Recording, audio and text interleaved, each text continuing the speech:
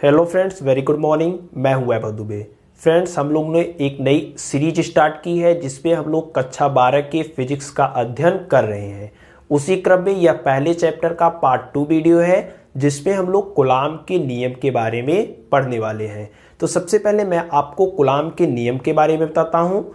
Coulomb का नियम 1675 ईस्वी में दिया गया था। 1675 ईस्वी में किसने दिया था? फ्रांस के एक वैज्ञानिक थे चार्ल्स एंगस्टीन कूलाम। ठीक है, चार्ल्स एंगस्टीन कूलाम। चार्ल्स एंगस्टीन कूलाम ने बताया कि अगर दो स्थिर बिंदु आवेश है, मान लेते हैं Q1 और Q2 दो स्थिर बिंदु आवेश है, इन दोनों स्थिर बिंदु आवेशों के बीच में कितना वैद्युत बल कार्य करेगा, इसे सबसे पहले 1675 ईस्वी में फ्रांस के वैज्ञानिक चार्ल्स एंगस्टीन कूलाम ने बताया। इन्होंने बताया कि दोनों स्थिर बिंदु आवेशों के बीच में जो बल कार्य करेगा F, वह उन दोनों आवेश के गुणनफल के अनुक्रमानुपाती। दोनों आवेश कौन कौन से हैं? Q1 और Q2। इन दोनों के गुणनफल के अनुक्रमानुपाती। ये किसका साइन है? अनुक्रमानुपाती का। तथा और इन्होंने क्या बताया कि इन दोनों आवेशों के बीच की दूरी, इन दोनों आवेशों के बीच की दूरी कितना है? R। इन दोनों आवेश के बीच की जो दूरी है उसके वर्ग के व्युत क्रमानुपाती होता है। ठीक है, फ्रांस के वैज्ञानिक चार्ल्स एंगस्टीन कूलाम ने क्या बताया कि किन्हीं दो स्थिर बिंदु आवेशों के बीच कार्य करने वाला वैद्युत बल उन दोनों आवेश के गुणनफल के अनुक्रमानुपाती तथा उनके बीच की दूरी के वर्ग के व्युत क्रमानुपाती होता है। ठीक है, अब देखिए क्या करते हैं हम लोग कि इन्होंने दो चीजें बताई। जो फोर्स होता है वह किस पर निर्भर करता है? दोनों आवेश के गुणनफल के अनुक्रमानुपाती और उनके बीच की दूरी के वर्ग के व्युत क्रमानुपाती। इसे कह देते हैं समीकरण नंबर 1, इसे कह देते हैं समीकरण नंबर 2। अब देखिए समीकरण 1 और 2 को मिला देते हैं। समीकरण 1 और 2 से, समीकरण 1 और 2 से देखिए क्या मिल सकता है आपको? F is directly proportional to, यहाँ पे Q1 Q2 और इधर क्या है बटे में R स्क्वायर, ये मिल सकता है। अब देखिए जब प्रोपोर्शनलिटी हटेगा, ये जो अनुक्रमानुपाती है ये हटेगा तो इसके स्थान पे बराबर लगता है, और जब बराबर लगेगा तो एक कांस्टेंट आता है K। तो यहाँ पे मान लेते हैं जो कांस्टेंट है वह K है, Q1 Q2 बटे R स्क्वायर। तो F का मान कितना आ गया? K Q1 Q2 बटे R स्क्वायर। K क्या है? कहेंगे कि जहाँ K आपका समानुपाती नियतांक है। K क्या है? समानुपाती नियतांक। इसका जो मान होता है, K का जो मान होता है वह होता है 1/4 पाई एप्सिलॉन नॉट। ठीक है, K का मान कितना होता है? 1/4 पाई एप्सिलॉन नॉट। ये क्या है? Epsilon not. देखिए एप्सिलॉन नॉट को कुछ इस प्रकार से प्रदर्शित किया जाता है। कुछ लोग इसे एप्सिलॉन 0 कहते हैं या फिर आप एप्सिलॉन नॉट भी कह सकते हैं।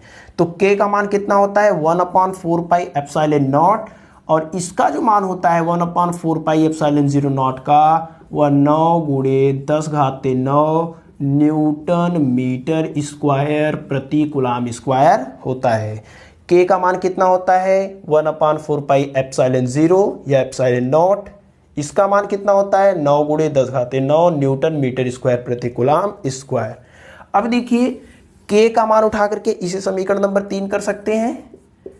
K का मान उठा करके कितना है? 1/4 पाई एप्सिलॉन 0 समीकरण नंबर 3 में रख देते हैं। ठीक है, K का मान समीकरण 3 में रखेंगे तो कितना हो जाएगा? यह बराबर 1/एप्सिलॉन नॉट Q1 Q2 बटे R स्क्वायर। ठीक है, ये आपका F का मान आ गया कूलाम के नियम से, यानी कि इन दोनों स्थिर बिंदु आवेशों के बीच जो बल कार्य करेगा उस बल का मान कितना होगा? 1/4 पाई एप्सिलॉन नॉट गुणे Q1 Q2 upon R square. Epsilon not क्या है? एप्सिलॉन नॉट आपका होता है निर्वात की वैद्युतशीलता। ठीक है, एप्सिलॉन नॉट क्या है? निर्वात की वैद्युतशीलता। और इसका जो मान होता है वह होता है, एप्सिलॉन जीरो का जो मान होता है वह 8.85 गुणे 10⁻⁻12 कूलाम स्क्वायर प्रति न्यूटन मीटर स्क्वायर होता है। एप्सिलॉन नॉट का मान 8.85 गुणे 10⁻⁻12 कूलाम स्क्वायर प्रति न्यूटन मीटर स्क्वायर होता है। ये जो आपका फार्मूला आया है यह निर्वात के लिए आया है। ठीक है, अगर दोनों स्थिर बिंदु आवेश निर्वात में रखे हैं तब जो F का मान आएगा वह 1/4 पाई एप्सिलॉन 0 गुणे Q1 Q2 बटे R स्क्वायर आएगा। ठीक है, ये मान लेते हैं समीकरण नंबर आपका 4 है।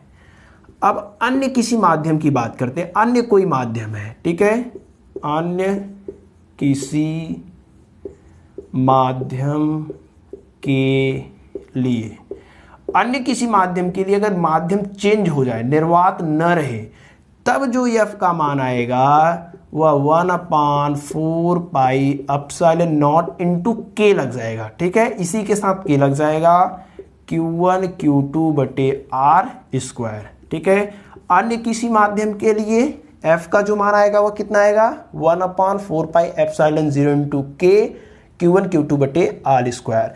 इसे इस प्रकार से भी लिख सकते हैं, कहेंगे कि F बराबर 1/4 पाई एप्सिलॉन 0 इंटू K। इन दोनों के स्थान पे हम केवल एप्सिलॉन लिख सकते हैं। ठीक है, इन दोनों के स्थान पे हम लोग क्या लिख सकते हैं? केवल एप्सिलॉन गुणे Q1 Q2 बटे R स्क्वायर। ये आपका F का मान आ गया। ठीक है, K क्या है? कहेंगे कि जहां आपका K है वह माध्यम का परावैद्युतांक है। ठीक है, माध्यम का परावैद्युतांक। K क्या है? माध्यम का परावैद्युतांक। एप्सिलॉन क्या है?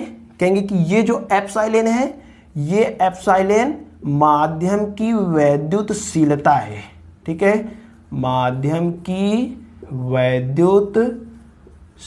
एप्सिलॉन क्या है? माध्यम की वैद्युतशीलता। और एप्सिलॉन का जो मान होता है वह कितना होता है?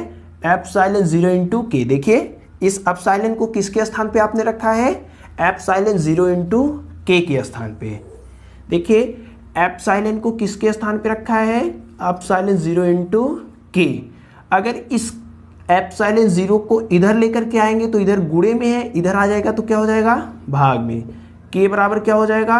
एप्सिलॉन K बटे एप्सिलॉन 0। K क्या है? माध्यम का परावैद्युतांक है।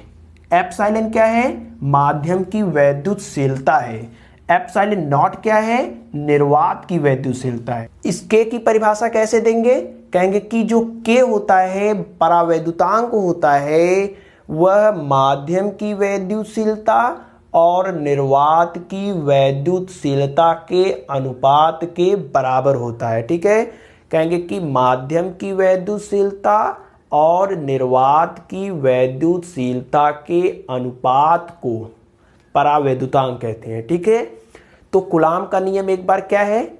कहेंगे कि सन 1675 ईस्वी में फ्रांस के वैज्ञानिक चार्ल्स एंगस्टीन कूलाम ने दो स्थिर बिंदु आवेशों के बीच कार्य करने वाले आकर्षण या प्रतिकर्षण बल के संबंध में एक नियम दिया।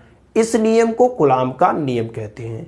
इस नियम के अनुसार दो स्थिर बिंदु आवेशों के बीच कार्य करने वाला आकर्षण या प्रतिकर्षण बल का मान उन दोनों आवेशों के गुणनफल के अनुक्रमानुपाती तथा उनके बीच की दूरी के वर्ग के व्युत्क्रमानुपाती होता है।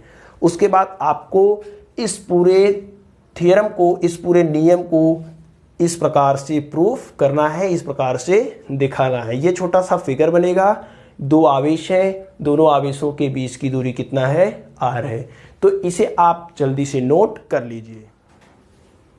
वीडियो को पॉज करके आप लोग इसे लिख लीजिएगा, हम लोग आगे चलते हैं। ठीक है, सबसे पहले अब देखिए कूलाम के नियम को हमने पढ़ा। कूलाम के नियम से हमें क्या मिल गया?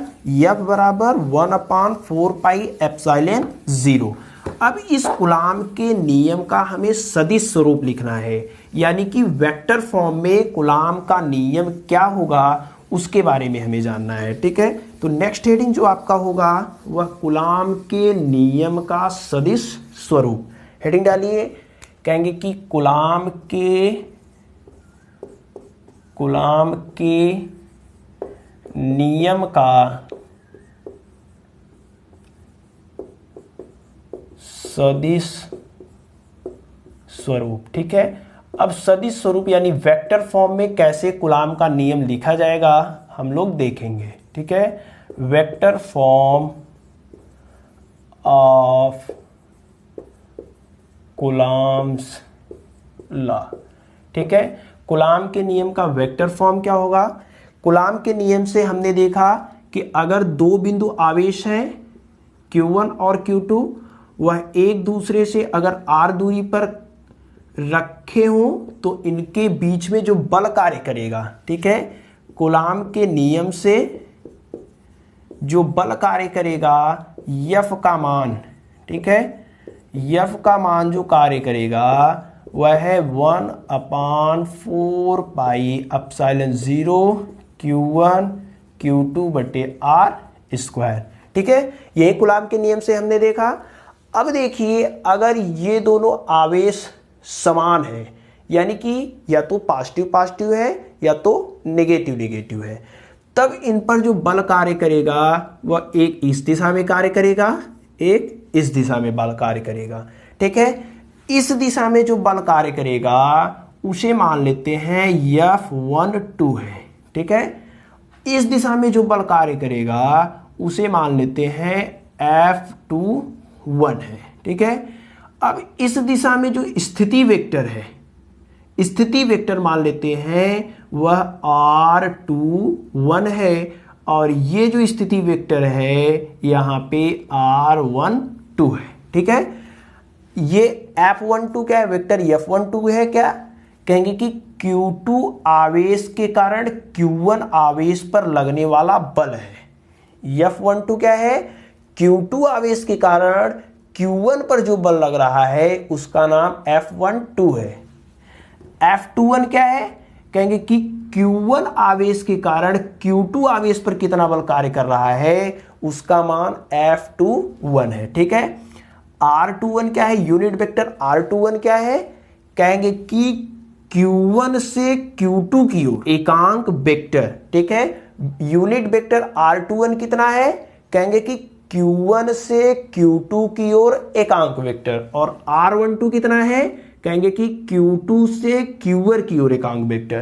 तो इस नियम को, इसको जब आप वेक्टर फॉर्म में लिखेंगे तो इस प्रकार से लिखा जाएगा, सदिश स्वरूप। सदिश स्वरूप कहेंगे कि कूलाम के इस नियम को जब आप वेक्टर फॉर्म में लिखेंगे F12, ठीक है, F12 क्या है? Q2 आवेश के कारण Q1 आवेश पर बल, यह बराबर हो जाएगा 1/4 pi epsilon naught Q1 Q2 बटे R स्क्वायर, और यहाँ पे R12। ठीक है, यूनिट वेक्टर R12। R12 क्या है? Q2 से Q1 की ओर एकांक वेक्टर। R12 क्या है? Q2 से Q1 की ओर एकांक वेक्टर। F12 क्या है? Q2 आवेश के कारण Q1 आवेश पर बल। ये है कूलाम के नियम का सदिश स्वरूप। और इसी प्रकार से क्या हो सकता है? F21 is equal to 1/4 pi epsilon naught Q1 Q2 बटे R square, unit vector R21। ये भी आपका कूलाम के नियम से हो जाएगा। ठीक है, कहेंगे कि F21 क्या है? Q1 आवेश के कारण Q2 पर बल। R21 क्या है? Q1 से Q2 की ओर एकांक वेक्टर। ठीक है, F12 क्या है? कहेंगे कि Q2 आवेश के कारण Q1 पर बल। ठीक है, उसके बाद R12 क्या है? कहेंगे कि Q2 से Q1 की ओर एकांक वेक्टर, ठीक है, एकांक वेक्टर। इसी प्रकार से आपका और क्या हो जाएगा, F21 क्या हो जाएगा, कहेंगे कि F21 क्या हो जाएगा, Q1 से Q2 की ओर बल, और R21 क्या हो जाएगा, कहेंगे कि Q1 से Q2 की ओर एकांक वेक्टर, ठीक है। तो ये है आपका कूलाम के नियम का सदिश स्वरूप। एक नंबर में क्लास 12th में बहुत इंपॉर्टेंट है, हर साल एग्जाम में आ सकता है। इस साल कहेंगे कि F12 बराबर 1/4 पाई एप्सिलॉन 0 Q1 Q2 बटे R स्क्वायर R12। तो ये है कूलाम के नियम का सदिश स्वरूप। इसके बाद आगे हम लोग देखेंगे, नोट कर लीजिए आप लोग, वीडियो को पॉज करके नोट कर लीजिए। उसके बाद कहेंगे कि नेक्स्ट हम लोग आगे बढ़ते हैं, बहुल आवेश के कारण किसी एक आवेश पर बल। अभी तक आपने जो फोर्स निकाला है, ठीक है, वह किन्हीं दो आवेशों के बीच कार्य कर रहा था, ठीक है। कूलाम के नियम से आपने जो फोर्स निकाला है, बल का जो मान निकाला है, वह किन्हीं दो बिंदु आवेशों के बीच कार्य कर रहा था। अगर आवेश दो से ज्यादा हो गए, 3 हो गए, 4 हो गए, 5 हो गए, या फिर n आवेश हो गए, तो उन सभी आवेशों के कारण एक आवेश पर कितना बल कार्य करेगा, अब हम लोग ये देखेंगे, ठीक है। तो चलिए, अधिक आवेश के कारण, अधिक आवेश के कारण वैद्युत बल, ठीक है, अधिक आवेश के कारण वैद्युत बल, कहेंगे कि force due to multiple charge, ठीक है, मल्टीपल चार्ज। अब मान लेते हैं कोई निकाय है, ठीक है, हम मान लेते हैं कि कोई निकाय है और इस निकाय में n आवेश हैं। n आवेश कौन कौन से हैं, Q1 आवेश हैं, Q2 आवेश हैं, Q3 आवेश हैं, dot dot dot Qn total आवेश है। और Q1 आवेश पर इन समस्त आवेशों के द्वारा कितना बल कार्य करेगा, यही हमें आपको निकालना है, ठीक है। मान लेते हैं यहाँ पे Q1 आवेश रखा गया है, ठीक है, Q2 आवेश मान लेते हैं यहाँ पे रखा गया है, Q3 आवेश मान लेते हैं यहाँ पे रखा गया है, Q4 आवेश मान लेते हैं यहाँ पे रखा गया है। इसी प्रकार से मान लेते हैं Qn आवेश है और nवां आवेश यहाँ पे रखा हुआ है। इन दोनों आवेशों के बीच की दूरी मान लेते हैं R1 है, इन दोनों आवेशों के बीच की दूरी मान लेते हैं कितना है, R2 है, इन दोनों आवेश के बीच की दूरी कितना है मान लेते हैं R3 है, डॉट डॉट डॉट। इसी प्रकार से इसके बीच की जो दूरी है वह Rn मान लेते हैं, ठीक है। अभी अभी हमने पढ़ा कूलाम के नियम का सदिश स्वरूप, ठीक है। कूलाम के नियम के सदिश स्वरूप से हमें निकालना है, ठीक है। हमें निकालना क्या है, इस Q1 आवेश पर Q2, Q3, Q4, Qn आवेश के कारण कितना बल कार्य कर रहा है, ठीक है।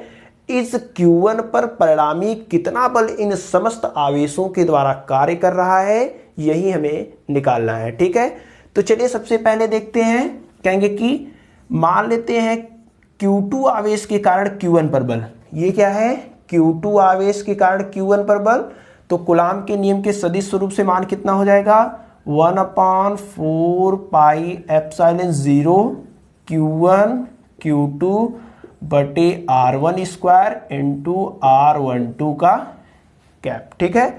अब देखिए F13 अगर निकाले, यानी कि Q3 आवेश के कारण Q1 पर बल, तो कितना हो जाएगा 1/4 पाई एप्सिलॉन Q1 Q3 बटे R1, सॉरी Q1 और Q3 के बीच की दूरी कितना है R2, तो यहाँ पे R2 का स्क्वायर हो जाएगा इंटू स्थिति वेक्टर क्या हो जाएगा R13। इसी प्रकार से F14 यानी Q4 के आवेश कारण Q1 आवेश पर जो बल कार्य करेगा वो 1/4 पाई एप्सिलॉन 0 Q1 Q 3, ठीक है, सॉरी Q3 नहीं Q4 है R cube square into R1 4 cube.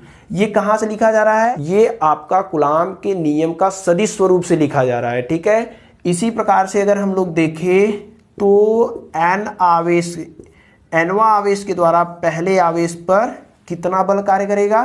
कहेंगे कि इस आवेश के द्वारा इस आवेश पर कितना बल कार्य करेगा? 1/4 पाई एप्सिलॉन 0 Q1 Qn, इन दोनों आवेशों के बीच की दूरी Rn का स्क्वायर इनटू स्थिति वेक्टर क्या हो जाएगा? R1n का क्यूब, ठीक है। अब देखिए ये Q2 आवेश के कारण है बल, ये Q3 आवेश के कारण है, ये Q4 आवेश के कारण है, ये Qn आवेश के कारण है। अब हमें निकालना है कि Q1 आवेश पर परिणामी कितना बल कार्य करेगा, ठीक है। Q1 आवेश पर परिणामी बल, ठीक है, Q1 आवेश पर परिणामी बल कुल कितना कार्य करेगा? तो Q1 आवेश पर परिणामी बल कुल कितना कार्य करेगा? मान लेते हैं जो परिणामी बल आएगा उसका मान क्या है? F है। तो F बराबर आपका हो जाएगा F12, मतलब समस्त बल को क्या करेंगे? जोड़ देंगे। F13 F14 dot dot dot F1n, ठीक है। तो कहेंगे कि Q1 आवेश पर जो परिणामी बल कार्य करेगा समस्त आवेशों के द्वारा उत्पन्न वैद्युत बल के सदिश योग के बराबर होता है। इससे आपका क्या निष्कर्ष निकल रहा है कि अनेक आवेश के कारण किसी एक आवेश पर जो परिणामी वैद्युत बल का मान है वह समस्त आवेशों के द्वारा उत्पन्न वैद्युत बल के, ठीक है, सदिश योग के बराबर होता है। और यही है आपका अध्यारोपण का सिद्धांत। अध्यारोपण का सिद्धांत क्या है? अध्यारोपण का सिद्धांत, ठीक है, यही आपका अध्यारोपण का सिद्धांत है कि बहुल आवेश के कारण किसी एक आवेश पर कितना बल कार्य करेगा। तो अध्यारोपण का सिद्धांत क्या है? कहेंगे कि अनेक आवेश के कारण किसी एक आवेश पर वैद्युत बल का मान उन समस्त आवेशों के द्वारा उत्पन्न वैद्युत बल के सदिश योग के बराबर होता है। इसे आवेशों के द्वारा उत्पन्न अध्यारोपण का सिद्धांत कहते हैं। अगर आपसे एग्जाम में अध्यारोपण का सिद्धांत कह के पूछता है तो इन सारी चीजों को इस प्रकार से लिखना पड़ेगा, ठीक है। तो फ्रेंड्स आप इसे नोट कर लीजिए। आज की इस वीडियो में बस इतना ही। मिलता हूं नेक्स्ट वीडियो में नेक्स्ट टाइम। तब तक बेस्ट ऑफ लक।